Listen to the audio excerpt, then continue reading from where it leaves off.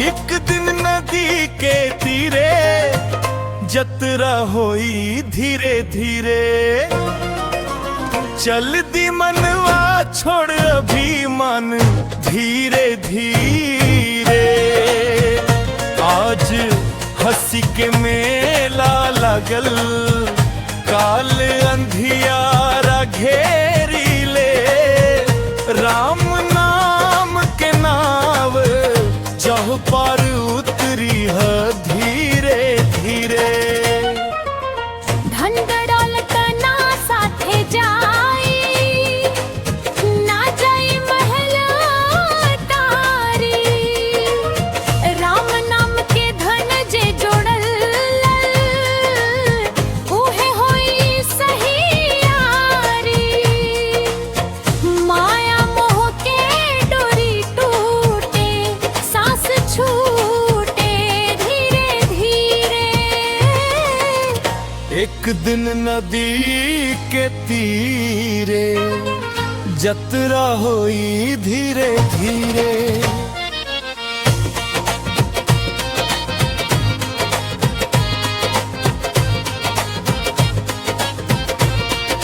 मुकेश कहे हाथ जोड़ के हरि के नाम रतर रे। झूठी दुनिया छोड़ मनवा गुरु चरणन पटर रे। राम नाम के जोत जलावा मिट्टी है दुख घने रे। एक दिन नदी के तीरे जतरा हुई धीरे धीरे।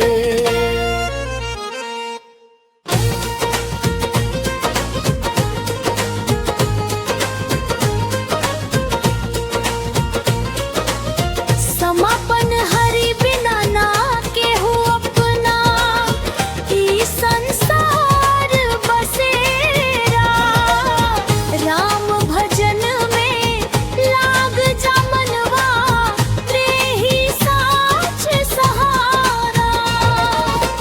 मुकेश गावे निर्गुण प्रेम से भींजे नयन निरे रे।